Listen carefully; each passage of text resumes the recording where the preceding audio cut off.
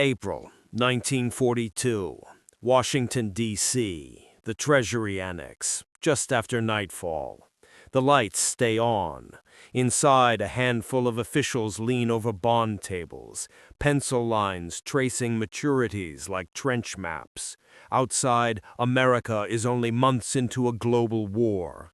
Inside, they are already counting in decades. The challenge is obvious and arithmetic. The Republic must borrow more money at greater speed than at any point in its history. The solution is both simple and radical. Keep interest rates exactly where the war needs them and hold them there, no matter what the market thinks. Peg the yield, win the war. They do not announce it with a fanfare. They write it into practice. Bills will carry a fixed yield. Notes and bonds a pattern of rates. The central bank will stand in the market as a defender of those prices, an invisible wall against panic. And a nation of savers, from kitchen tables to trust departments, will find that every bond window sells the same promise at the same controlled cost. The pattern that became policy. It begins with a number so small it sounds like a clerical error, 0.3%. The rate on short-term Treasury bills is pegged near zero for the duration, an anchor in a sea not yet rough. Long bonds receive a ceiling at 2.5%.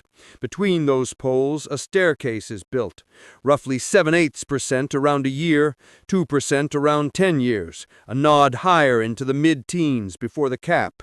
It is not a curve, it is a structure. Behind the structure sits a promise. If yields try to rise, the Federal Reserve will buy as much as it takes to push them back down. If fear tries to price the war dear, the central bank will make courage cheap. Traders will test the edges. They will find the edges do not move. There is elegance in the engineering. The bill peg quiets the front end, fixing the reference for every bank, dealer, and corporate treasurer in the country. The cap on the long bond keeps the Treasury from paying a wartime premium for decades to come. The steps between them guide the public into maturities that match the war's cash flows. The whole apparatus is a machine for converting anxiety into artillery at a price the Republic can bear. Mobilization in numbers, not slogans. Mobilization is the word that fills speeches. On the ledgers, it is an avalanche. Outlays that once counted in millions now count in tens of billions, then more. The Navy needs ships, the Army needs guns, the Air Forces need airfields and engines and fuel, and all of it needs workers who need paychecks that ripple through towns, that need rails and copper and flour. The bill for victory arrives every morning and must be paid by dusk.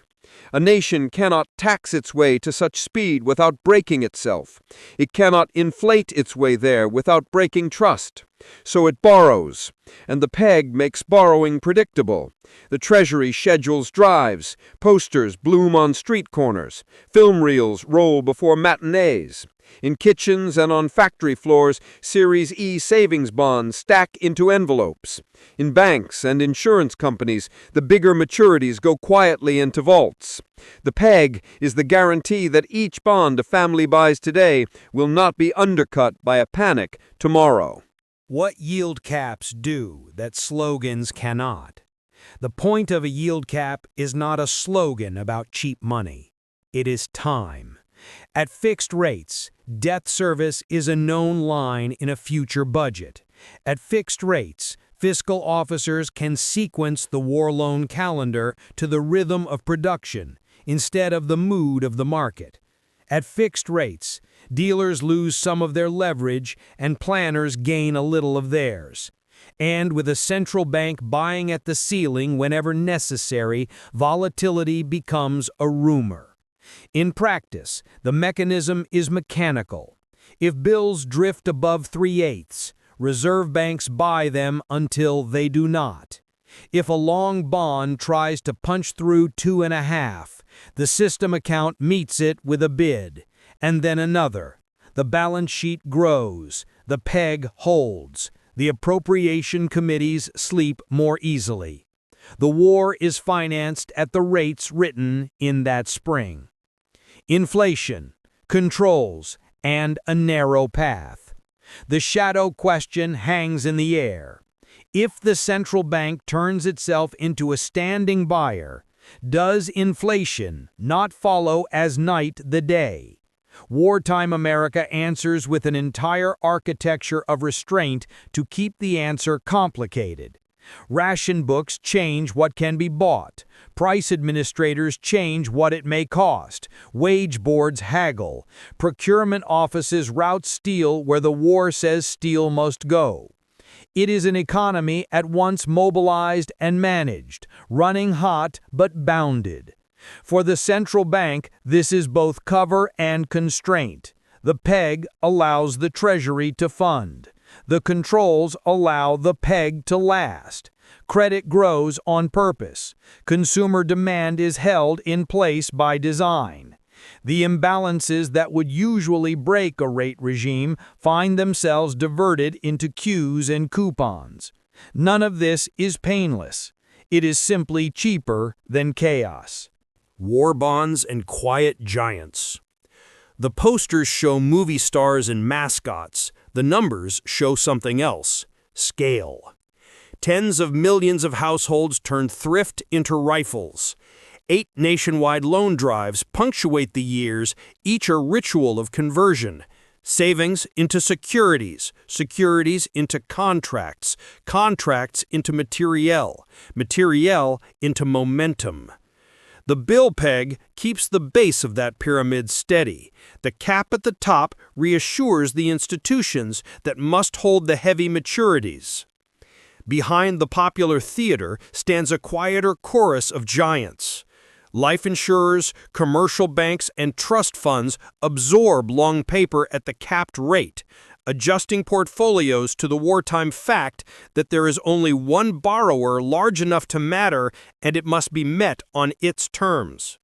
In boardrooms as in barbershops, the peg has the same meaning. The price is the price. The balance sheet as battlefield.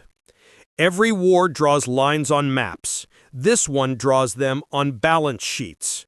At the New York Reserve Bank, clerks mark the day's takes from dealers. Regional banks do the same.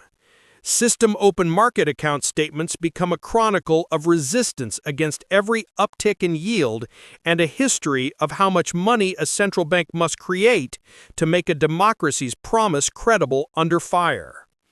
There is a cost to that promise that does not show up in the coupon. With the money stock expanding and the long end fixed, the instrument that once signaled scarcity now signals policy. Markets lose their habit of discovery. The signal is not what a price says about the future, but what the Fed has decided the present will be. It is a wartime bargain. It is also a limit. After victory, a new argument. The war ends. The rates do not. Peace brings pent-up demand, reconversion, and then another call to arms in Korea. Prices lurch higher. At Constitution Avenue, a different priority begins to whisper. If inflation is an enemy, the central bank must be free to fight it. At the Treasury, the arithmetic counters. Without the peg, the cost of the debt could jump. The budget could unwind. The victory dividend could shrink. The argument becomes a standoff. In private, the language is polite. In minutes, it tightens. The central bank asks to lift the cap. The fiscal stewards demur. The memory of 1942, when pegging yields seemed like prudence, meets the fact of 1950, when pegged yields feel like peril. What breaks the stalemate is a document and a date. In early 1951, the institutions sign a new peace with each other. The central bank will reclaim the tool of rates. The Treasury will borrow without a guaranteed ceiling. The market will go back to telling the truth, and the truth will sometimes be expensive. What the peg bought and what it cost. Looking back, the arithmetic is clear. The rate caps made it possible to finance the most intense mobilization in American history at known, manageable costs. They made the debt predictable as it rose toward its wartime peak. They allowed the Treasury to plan the calendar, to sell the curve, to assure citizens that the bond they bought at lunch would not be undercut by supper. They also trained a generation to think of the government bond as a policy instrument first and a price signal second. They narrowed the channel through which monetary policy could flow. They required a scaffolding of controls that a free economy accepted only under the severest test. And yet, in the long ledger of the war, the rate peg did exactly what it promised. It purchased time. It turned fear into schedule. It made the arithmetic of victory solvable before the victory was certain. The lesson, written in ink. There is a sentence that veterans of this era repeat to their juniors. You can hold a rate structure for as long as your balance sheet, your politics, and your people will let you. During the war, all three aligned. The public would save, the Congress would fund, the central bank would buy. After the war, the alignment loosened, and policy had to change. The myth is that pegging yields is a trick. The truth is that it is a treaty between fiscal need and monetary prudence, between planners and markets, between today's survival and tomorrow's discipline.